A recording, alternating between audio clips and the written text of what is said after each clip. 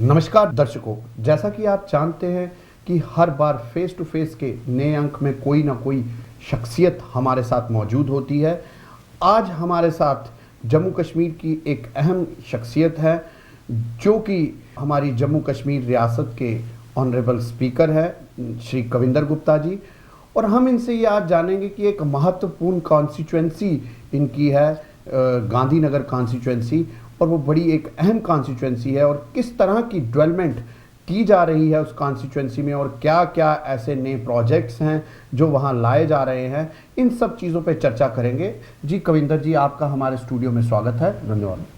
कविंदर जी, सबसे पहले हम ये जानना चाहेंगे कि आप हैं वेस्ट कॉन्स्टिट्यूएंसी के और आपने इलेक्शन लड़ा गांधीनगर कॉन्स्टिट्यूएंसी से, और गांधीनगर में भी आपने काफ़ी मतदान पाके वहाँ विजय प्राप्त की। और उसके बाद क्या आपके जहन में आया, क्योंकि वो कॉन्स्टिट्यूएंसी आपकी उस जहन में नहीं थी, क्योंकि आपने ज़्यादातर जो काम था वो वेस्ट कॉन्स्टिट्यूएंसी में किया था। ऐसा है, आपकी जानकारी के लिए मुझे इस पद से पहले मैं 3 बार जम्मू का मेयर रहा। जी बिल्कुल। तो विशेष करके जो गांधीनगर का अर्बन एरिया था उसके साथ तो मैं अच्छी तरह से वाकिफ था, वहाँ काम भी करवाया था। जी। पार्टी ने ये समझा होगा कि ये व्यक्ति गांधीनगर में जाकर के जीत सकता है। जी। उन्होंने एक विश्वास किया और मैंने प्रयास किया कि उस विश्वास को बरकरार रखा जाए, और लोगों ने जो साथ दिया मैं उनका भी धन्यवाद करना चाहता हूं। जो अपेक्षाएं लोगों को थी उसको पूरा करने का मैं प्रयास कर रहा हूं। जी।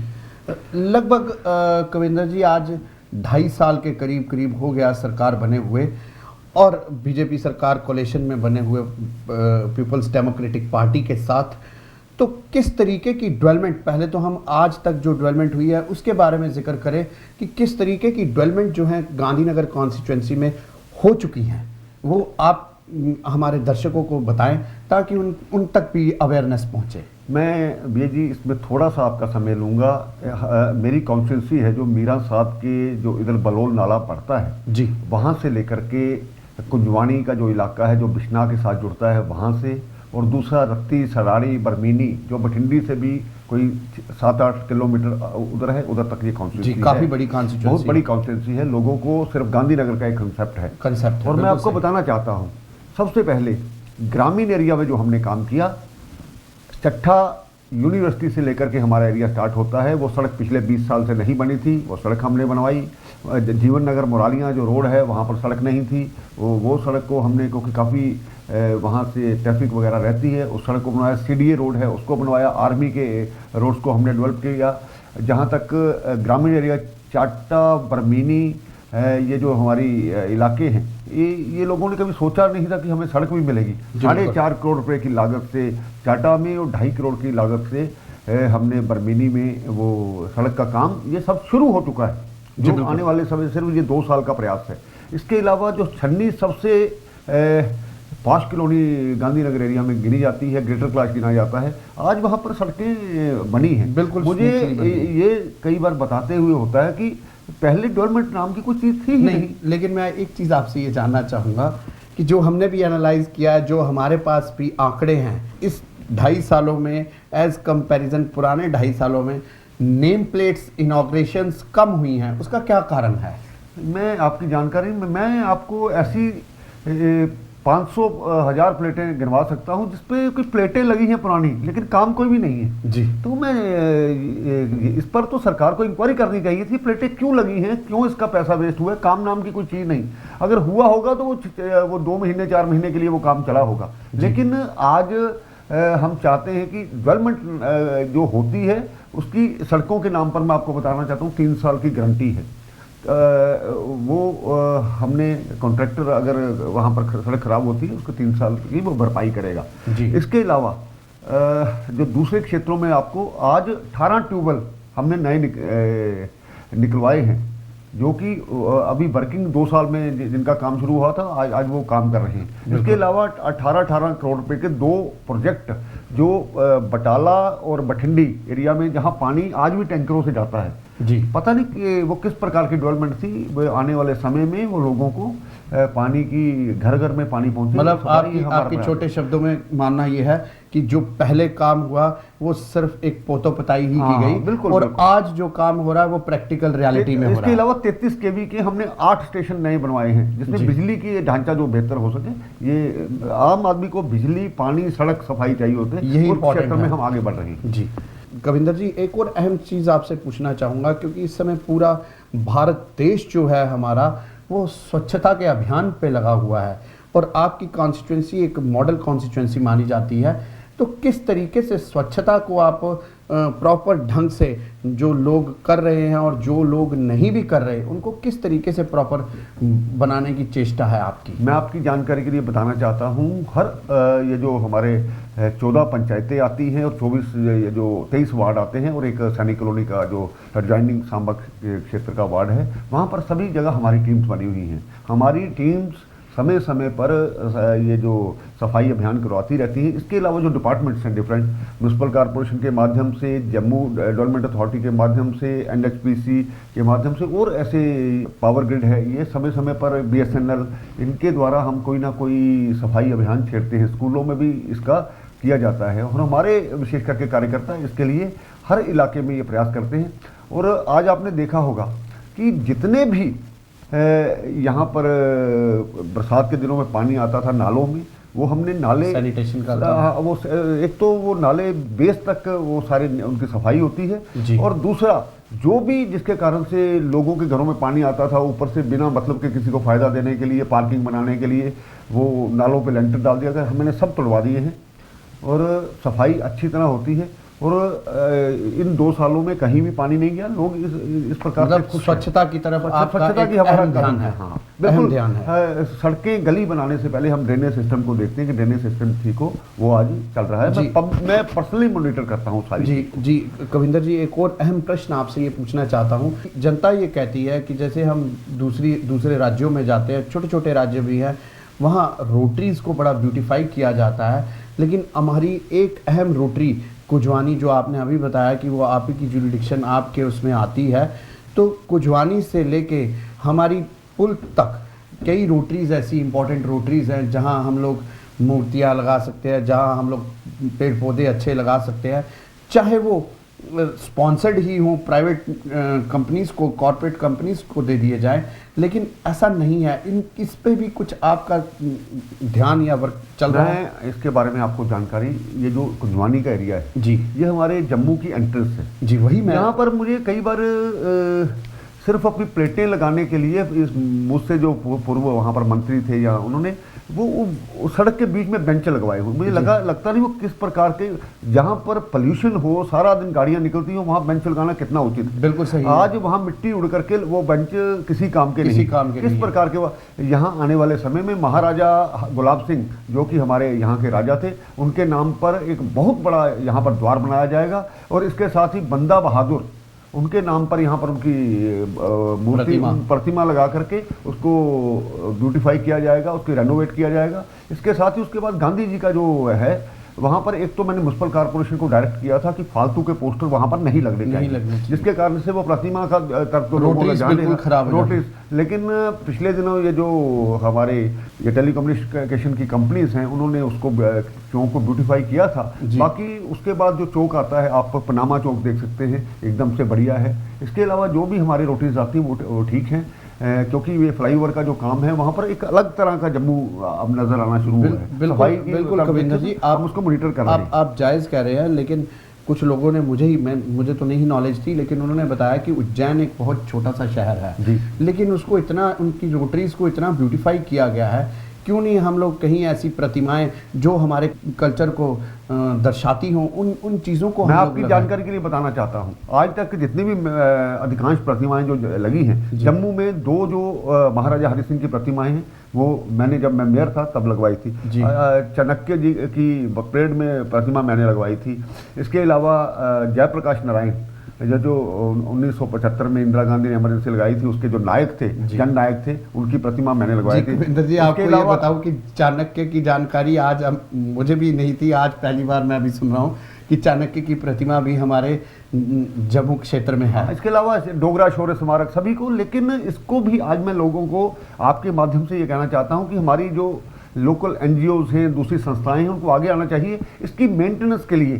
और म्युनिसिपल कॉरपोरेशन के पास मैं मानता हूं कि ये सफाई कर्मचारियों की या माली वगैरह की संख्या कम हो सकती है, लेकिन लोगों को इन्वॉल्व करके उसको कहीं ना कहीं मेंटेन करने का प्रयास करना चाहिए। कॉर्पोरेट कंपनीज कहीं ऐसी खड़ी है, हम लोग ही एक इंस्टीट्यूशन जो ये काम करने को तैयार है, हाँ, क्योंकि ये करवाने को तैयार है, लेकिन करवाना चाहिए, क्योंकि आप एक डायनेमिक लीडर है, आप एक सीनियर लीडर है भारतीय जनता पार्टी के, और आपने जैसा कहा, इस समय मुझे नहीं लगता कि आपसे अधिक एक्सपीरियंस्ड आदमी भारतीय जनता पार्टी जम्मू कश्मीर में कोई और होगा, क्योंकि आप मेयर भी रहे और काफ़ी ऐसे पदभार पे रहे जो आपने संभाले हैं, और एक्सपोजर भी आपको सबसे ज़्यादा होगा। और मैं चाहूँगा कि सेंट्रल गवर्नमेंट भी और स्टेट गवर्नमेंट भी आप पे विश्वास करके आगे आपको करके जम्मू का सुधार करे, क्योंकि जम्मू को आप लोगों से बड़ी एक्सपेक्टेशंस हैं।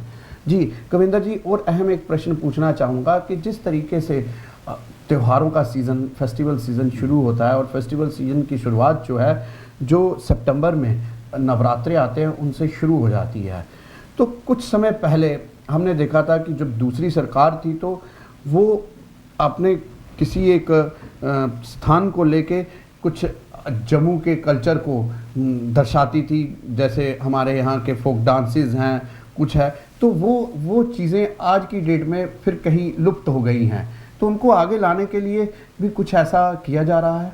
ऐसा है कि नवरात्रा फेस्टिवल नहीं, नवरात्रा फेस्टिवल से हमारे फेस्टिवल शुरू हो जाते हैं और दिवाली तक उनका एंड होता है, तो तब तक कुछ ऐसे कल्चर प्रोग्राम्स कुछ वो चलते रहते हैं। जैसे आपके पास गोल मार्केट में एक ग्राउंड है बीच में, जी। तो कुछ ना कुछ ऐसा ज़रूर चलना चाहिए, ताकि आज की डेट में हमारे बच्चे जो है, युग इंटरनेट का है, उनको इन चीज़ों का पता ही नहीं है। मैं आपकी बात से सहमत हूँ। हमारे कल्चर को डेवलप करने के लिए, हमारी भाषा को डेवलप करने के लिए गवर्नमेंट लेवल पर डिफरेंट ऑर्गेनाइजेशंस, टूरिज्म वाले भी इस प्रकार के कार्यक्रम करवाते हैं। ड्रामा, सॉन्ग डिवीजन जो है, जी बिल्कुल, इन कार्यक्रमों को करवाती है।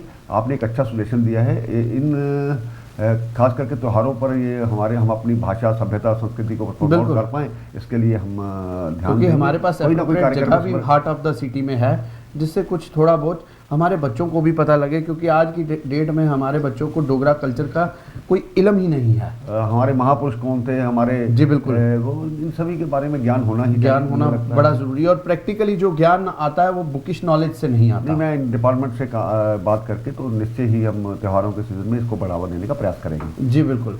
एक और चीज़ आपसे अहम पूछना चाहूँगा कि जिस तरीके से गोल मार्केट एक अहम एरिया है, आज की डेट में सबसे बड़ा शॉपिंग हब जो है वो हमारा गांधीनगर पॉइंट है, और आप भी मानते हैं कि जम्मू खासकर उसका जो पॉश एरिया माना गया है वो गांधीनगर माना गया है, लेकिन आज की डेट में ट्रैफिक इतनी ज़्यादा दुविधा है वहाँ, उन सब चीज़ों से भी निवारण करने के लिए कुछ किया जा रहा है? मैं आपकी ध्यान इस तरफ दिलाना चाहता हूँ।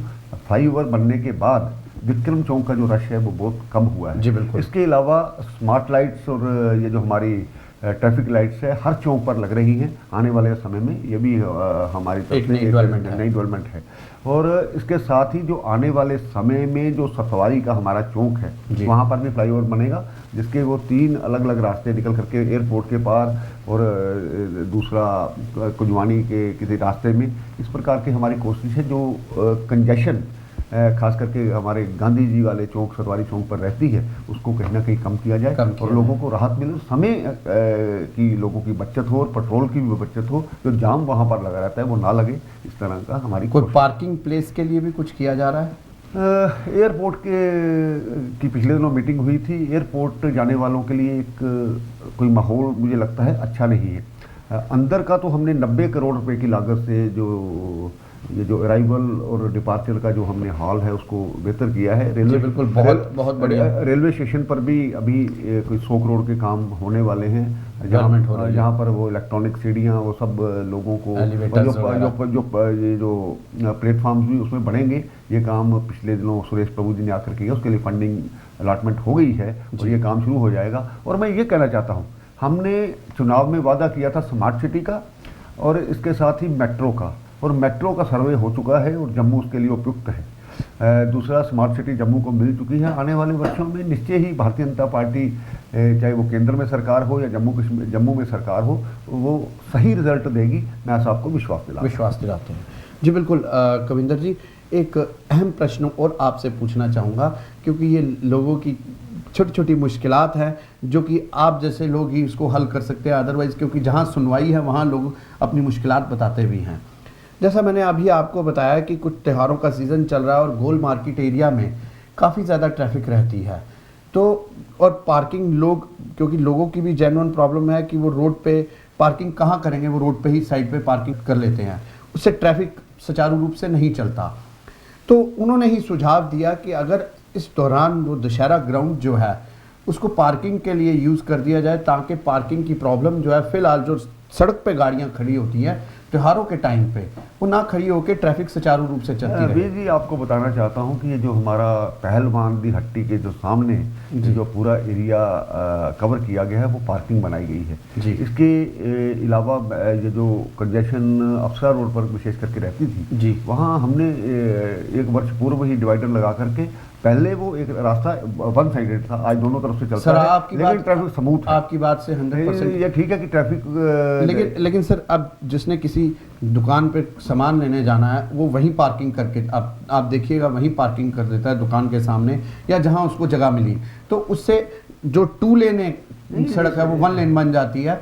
तो लोगों का सुझाव है कि सिर्फ और सिर्फ त्योहारों के दिनों में पुलिस डिपार्टमेंट की और ये जो हमारी ट्रैफिक की मीटिंग बुला करके हम निश्चय ही इसको, आपके पास दशहरा ग्राउंड खाली है, सिर्फ त्योहारों के दिनों में उस ग्राउंड में अगर पार्किंग हो जाए ताकि लोगों को दुविधा का सामना ना करना पड़े, उसका किया जा सकता है, उस बात पर विचार किया जाए। जी, वाकई आपने गांधीनगर कॉन्स्टिट्यूएंसी में practically, not theoretically, practically development किया, और जो हमने देखी भी है कि चाहे आपने जो नेम प्लेट्स हैं इनॉग्रेशन के समय कम लगाई, लेकिन जो काम किया और लोगों का जो फीडबैक है वो एक्चुअल में प्रैक्टिकली है कि जो काम हुआ है उसकी गारंटी है कि कम से कम 5-5, 10-10 साल वो कहीं नहीं हिलेगा। और आपने भी कहा है कि उस ठेकेदार से भी ये कमिटमेंट ली गई है कि 3 साल से पहले अगर ख़राब हुआ तो वही उसको करेगा।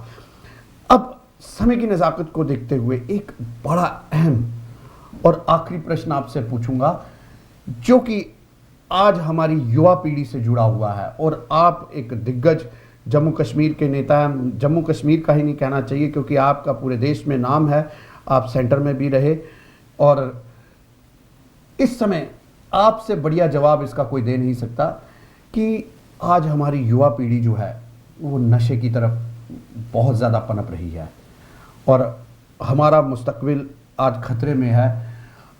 जो हमारा पड़ोसी मुल्क है वो इसमें एक अहम रोल निभा रहा है, वो अंडरग्राउंड पॉइजन फैला रहा है हमारी रियासत में भी, हमारे देश में भी, कि कहीं ना कहीं से इनकी जड़ें जो हैं वो हिलें। तो इस बारे में आपका क्या कहना है और इसको ख़त्म करने के बारे में आपका क्या कहना है? हमारे प्रधानमंत्री बार बार कहते हैं कि इस देश का जो युवा है जी, वो हमारी ताकत है। 65% युवा इस वक्त हमारे देश में जनसंख्या में हैं जी, लेकिन इसमें कोई दो राय नहीं, पंजाब की तरफ से और कश्मीर की तरफ से ये जो मुझे तो उनके नाम भी नहीं आते, पापिस्ट्रा और दूसरा गांजा चरस, इसके क्रॉस बॉर्डर काफ़ी ज़्यादा ये जो काफ़ी आता था, ये जो बड़ा चिंताजनक है। पिछले दिनों में आपको बताऊं, नरवाल और ये जो इसके एडजॉइनिंग एरियाज हैं वहाँ पर हर हफ्ते कोई ना कोई इस प्रकार की मौत हो जाती थी, मुझे जाना पड़ता था। तो हमारे जो नियरेस्ट थाना हैं या चौकीज़ हैं उन्होंने इस पर कहीं ना कहीं लगाम लगाया है। जगह जगह पर हम खास करके बाहू प्लाजा एरिया या जो छिपी हुई मार्केट है वहाँ पर इस प्रकार के काम किया। आज वहाँ पर नाकाज लगाए गए हैं और हमारे विनय शर्मा एसपी हैं, उन्होंने काफ़ी तादाद में, हम नित्य उनकी फीडबैक आती है कि उन्होंने काफ़ी इस पर चेक लगाया है और काफ़ी लोगों को पकड़ा भी है। लेकिन मैं सबसे सही बात आपसे करना चाहता हूं कि हमारे परिवारों में, हमारे पेरेंट्स में भी एक जागृति होनी चाहिए ताकि अपने बच्चों को माता पिता से और हमारे टीचर से ज़्यादा ध्यान कोई नहीं रख सकता। हमारे परिवारों में इस प्रकार का प्रचलन हमारी सभ्यता संस्कृति का होना चाहिए, हमारे धर्म के प्रति होना चाहिए। जिससे कि बच्चों में एक संस्कार नाम की जो चीज़ है वो आनी चाहिए, उससे भी फर्क पड़ेगा। लेकिन पुलिस तो अपना काम करेगी, लेकिन हमारी तरफ से भी माता पिता की तरफ से भी इस तरह को चेक लगना चाहिए। हम सब मिल करके इस कार्य को करेंगे तो निश्चय ही इस पर कहीं ना कहीं पाबंदी लगेगी। बिल्कुल सही आपने पकड़ा और बिल्कुल सही उत्तर दिया कि जब तक परिवार में उसका जो पालन पोषण है सही ढंग से नहीं होगा तो वो बच्चा कहीं ना कहीं दूसरी रास्ता पकड़ के दूसरी तरफ जाएगा। बिल्कुल सही कह रहे हैं कविंदर जी, आपने बड़ा सही कहा। और हमारी जो युवा पीढ़ी है वो हमारे जो घर के लोग हैं वही कर सकते हैं, और बाहर सरकार का भी एक अहम रोल है कि उस पर नकेल कसी जाए, जहाँ से वो आता है उन लोगों के इरादों को नस्ते नाबूद करके उनको सख्त से सख्त सज़ा दी जाए, ताकि वो दोबारा इस चीज़ की तरफ हमारे नौजवान पीढ़ी को ना पनपा सके। जी कविंदर जी, आपका हमारे स्टूडियो में आने के लिए बहुत बहुत धन्यवाद। दर्शकों, अगली बार फिर हाजिर होंगे किसी नई शख्सियत के साथ, तब तक के लिए धन्यवाद।